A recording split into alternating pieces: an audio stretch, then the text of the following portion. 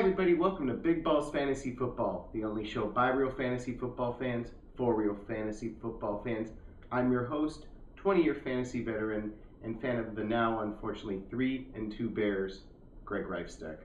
And I am your co-host, Jenilee Borek, also a 10-year fantasy veteran and a Chicago Bear fan, and unfortunately, we lost today. And together, that makes us the beauty and the beast of fantasy football experts.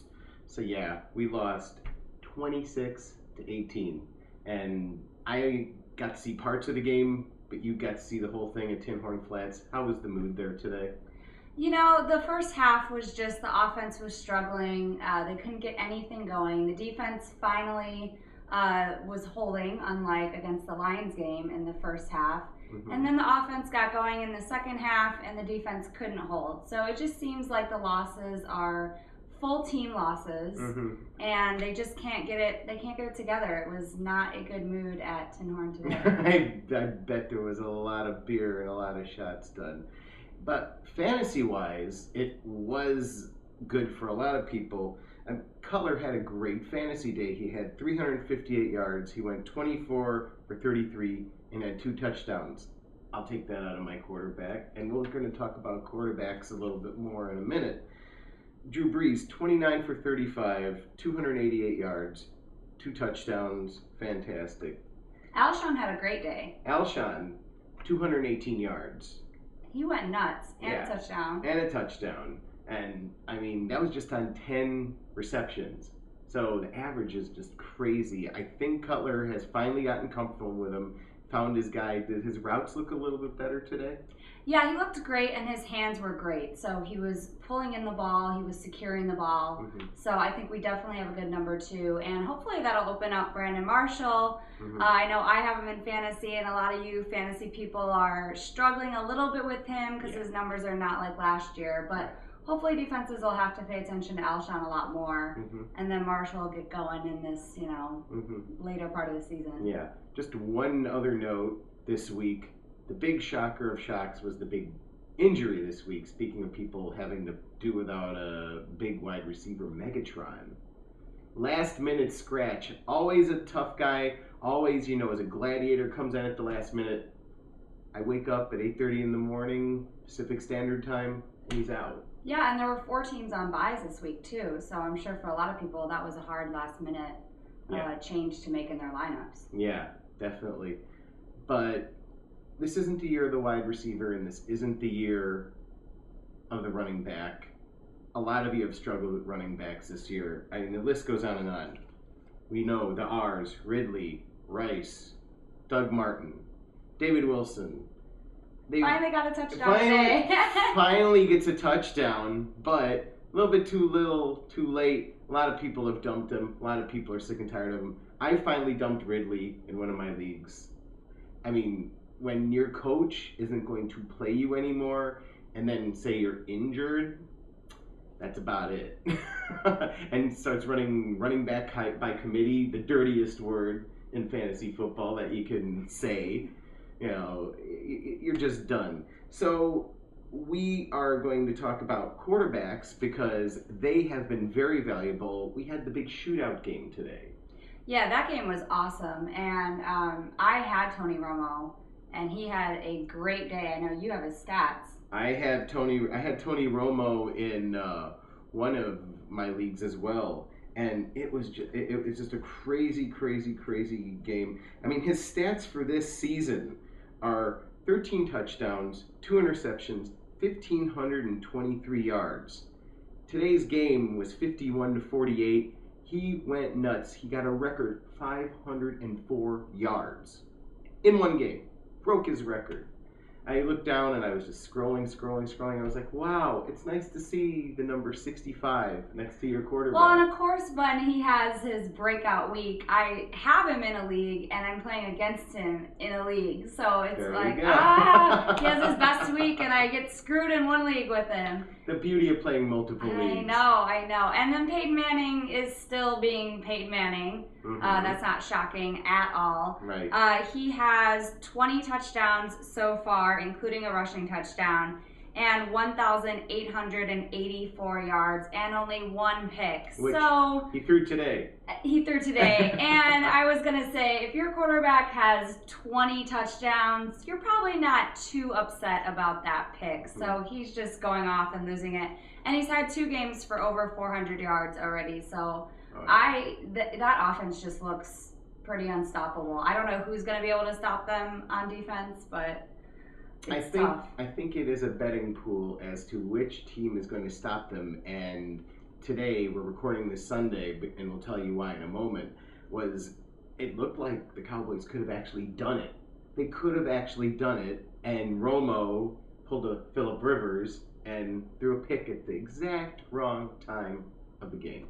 Yeah, but Dallas's defense still allowed, 52 points. So even if a team can beat them, are they going to be able to stop their offense from scoring? I don't think so. And on the flip side, Denver, very powerful defense, let all those points go from, of all people, Tony Romo. Yep, it was a pure offensive game. It was a great game to watch. I know everybody else liked watching it too. We're going to bring up a few other quarterbacks and their stats.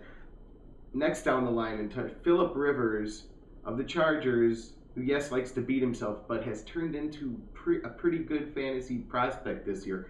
11 touchdowns, 2 picks, 1,199 yards. It's just been great.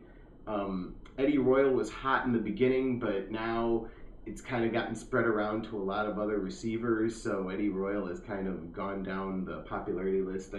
I mentioned Danny Woodhead. He did okay last week, not horrible. He got me some decent points. I got people decent points. So that's a gelling offense that's going on there in San Diego, but he's getting points for everybody. Yeah, absolutely. And then there's another quarterback. His name is Drew Brees. And Might have heard of him. I have him in a league. He had his worst game of the season today, actually, against the Bears, but he still went for over 300 yards. So he is a sure thing in fantasy. He has 1,722 yards so far and 12 touchdowns and 4 interceptions. So again, these quarterbacks are just blowing up fantasy with points, and hopefully you have these good quarterbacks and you're not struggling playing against them every week. Yeah, and just to mention, we could sit here all day. The stats, Aaron Rodgers, I think, only has 8 or 9 touchdowns, but has a bunch of yards. If you go on the waiver wire, Hoyer was hot, unfortunately got injured. But even Whedon put up good points for the Browns. The quarterbacks are doing it fantasy-wise, even if they're getting injured, even if they're not winning games, they're still doing well. Well, Russell Wilson had a good day. For crying out loud, yeah. So, it's definitely, again, you need those quarterbacks in your lineup and not playing against them. Yep, definitely. So the reason why we're recording this on Sunday is because Jenilee is leaving tomorrow and I am leaving on Wednesday to Chicago. Chi-Town. We are going to Chicago and we're going to a Bears game. Thursday night football against the Giants, who still struggled today. And Mr. Manning, the other Manning, is still a pick machine. Even though he does have the Super Bowl rings, he's turned into a pick machine because they have no running game on the Giants. And I have a good feeling we're going to crush them. I have a feeling our defense is going to find ourselves against them. Well, we need to. Those 2 losses in a row, really hurt the rhythm that we had going as a team. So it's time to get a win, and we're going to be there supporting. So come on, Bears, it's time to get a win. Yeah, we're going to be at Timothy O'Toole's downtown in Streeterville before the game. Then we are going to take our Big Balls crew over to tailgating, the best tailgating in the world, at Soldier Field, and we are just going to party it up and hopefully have some great, interesting footage from the game and from you fans out there doing some user maboozums, some balls challenges, our usual fun, usual craziness. Absolutely. And of course, you can watch us on our YouTube channel if you end up being filmed. One of the lucky fans that gets filmed. It's youtube.com/bigballsfootball. Like us on Facebook, facebook.com/bigballsfantasyfootball, and tweet us, as always, at bigballsfball. Definitely. All of this will be on our website, bigballsfantasyfootball.com. We'll be giving out our cups. You can come by and get a cup from us if you find us tailgating. And we're also going to be recording audio for the podcast. And actually, we're gonna be having you call in from for our podcast, which we're gonna be doing Tuesday this week.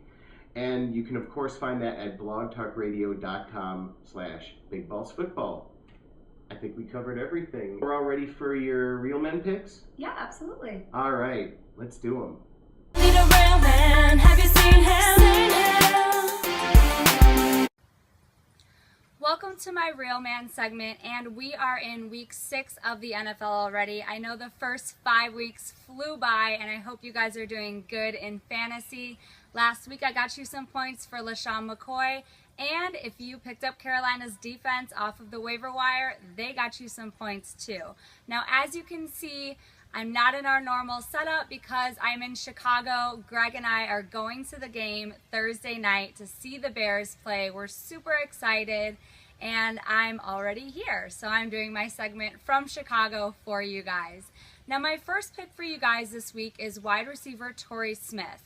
He's about a 2 on the ball scale. A lot of people don't have him in their lineup if they have better receivers, but he is playing pretty good. Now, he only has 1 touchdown so far this year, and his first 3 weeks were a little but in week 4, he had 5 receptions for 166 yards and 1 touchdown, and in week 5, he had 6 receptions for 121 yards. Now, the Ravens are playing at home, and we know that Flacco plays much better at home than he does away, so hopefully he can get the ball downfield to Torrey Smith. Even though Smith has been battling some double coverage, hopefully Flacco can get him the ball, and Torrey Smith can get some points on the board. Also, they are playing Green Bay this week, and Green Bay only ranks 26th against the pass. So I think this is a good opportunity for Smith to get another touchdown for you guys. Now, my second pick is wide receiver Brandon Marshall. Of course, I had to give you guys a Bears player since we're going to the game this week, but you have to put him in your lineup this week. I know he hasn't done quite as well this season as last season so far, but you cannot count him out yet. Now, the reason I say you guys can't count him out yet is because he already has 31 receptions and 3 touchdowns in 5 games. So by no means are those bad numbers. And they are playing the injured Giants secondary this week. As we all know, the Giants have not been playing very well at all, and the Bears get to tackle them at home. Now, another great thing is defenses are going to have to respect ALSHON Jeffrey since he's had 2 very big weeks. Hopefully, they will have to double Jeffrey sometimes, leaving Marshall with one-on-one coverage. I know that's why he's been taken out of some games, is everyone is just doubling him. But now, like I said, ALSHON has had 2 very, very good games. They're going to have to account for him. And the Bears need a win. They are playing at home. I know that the offense is going to try to start fast. They had 3 terrible series against the Saints starting the game last week, and they need to start fast and get some points on the board. The offense has not been getting going until the second half in most games, and they need to put points up right away. Marshall needs to be a big part of that so that the defense can not be so stressed out and be doing so much work. Now, my third real man for you guys is tight end Vernon Davis of the 49ers, and he's about a 1 on the ball scale because he is a hard guy to not play as long as he's on the field. Now, Davis looks like he's pretty much healed up from that hamstring injury. He had 88 yards and a touchdown last week, and that was against Houston's defense, who doesn't give up many fantasy points at all to tight ends. Now, he's playing Arizona's defense this week, who gives up the 4th most fantasy points to tight ends. Actually, Greg Olsen got 5 catches for 79 yards last week against them. So this is a great matchup for him. Davis is one of Kaepernick's favorite targets. Of course, we know that the wide receivers of San Francisco are still battling a lot of injuries, so Kaepernick has to have that reliable guy in the middle of the field to go to. And he is the 10th best tight end in fantasy so far. So get him in your lineup. He should do some good stuff for you guys. Now I'm going to swing it over to Greg for his Beast Mode segment. He's doing it from California because I was lucky enough to get out here a little bit early, and he will be joining me Thursday for the Bears game. So now to Greg for Beast Mode.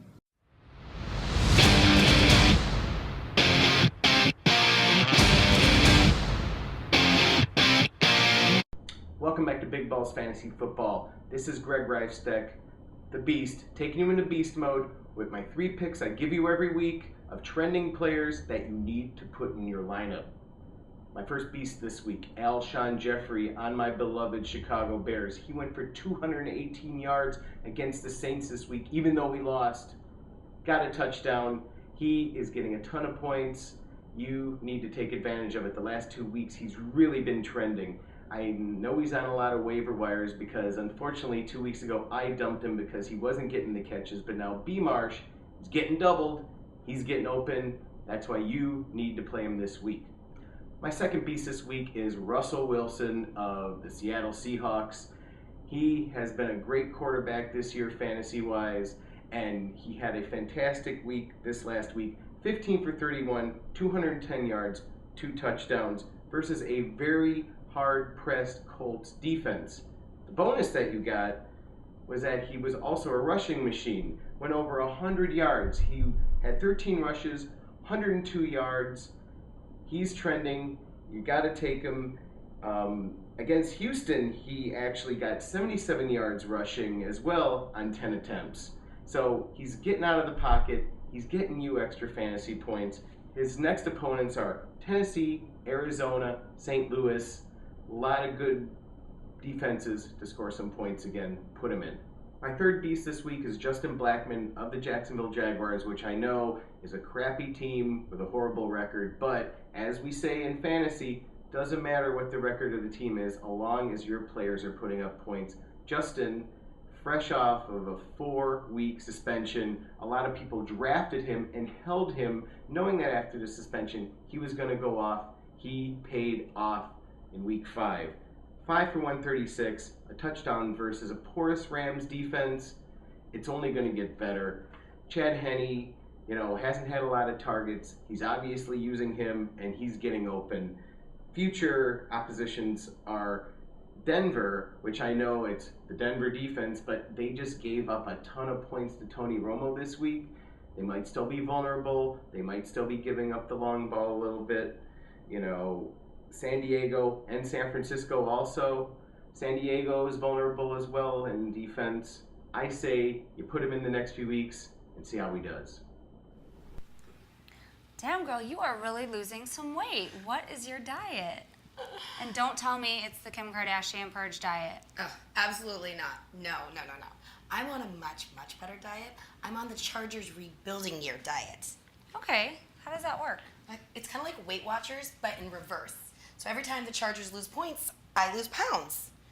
Every time Rivers throws an incompletion, I get to eat an apple. Every time Matthews fumbles the ball, I get a carrot stick.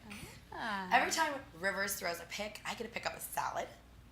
And every time the Chargers go and fumble the end of the game snap, I get a smoothie for dessert. That must be a really great cleanse. Yeah. I've been looking for one. And the secret really is, every time Matthews gets injured every 3 to 4 weeks, I go get a cologne. You are glowing, and I knew something was different. Is that right? Yeah. Jesus Christ, what's his deal? Oh yeah, he's just on the Monsters of the Midway Bears diet. It's really, it's offensive. It's bad. Oh, man. Every single time Jay Cutler throws a touchdown, I get to have one of these beers. But every single time the Bears, my beautiful Bears, win, I get to get a Giordano's pizza sent to me in the mail from my sweet home Chicago, and I gorge myself on the entire thing. Ugh, no wonder you're packing on the pounds. Oh, you bet, honey. Ugh, still not gonna beat the Packers, though. We're gonna beat the Packers not once, we're gonna beat them twice, and each time I'm gonna go up to damn Wisconsin, and I'm gonna go to their brat stop, and I'm gonna have one of their big old brats, and I'm gonna get a bunch of cheese curds. I'm just gonna gorge myself. Okay, Greg, I cannot be joining you on that because when the Bears win this Super Bowl, you're gonna have a heart attack. Oh no, honey, that's not when I'm gonna have a heart attack. I'm gonna have a heart attack when those damn Cubs win the World Series. The Cubs. Oh, the Cubs. To learn more about the Chargers' year rebuilding diet, call 1-800-555-THINKS-NORV. Well, we know we've done a shorter version this week, but we've given you picks as good as we give you every week. Again, listen to the podcast, blogtalkradio.com/BigBallsFootball. We will give you different picks this coming Tuesday. And the reason we're doing this short again is the Bears. Go Bears! We're going to be at Soldier Field. Can't wait to have some Chicago food. Can't wait to have some Chicago beer. Maybe I'll even suffer and have a damn old style. But all I know is one thing's for sure. The Bears are going to beat the Giants. Have a great week in fantasy, everybody. Goodbye.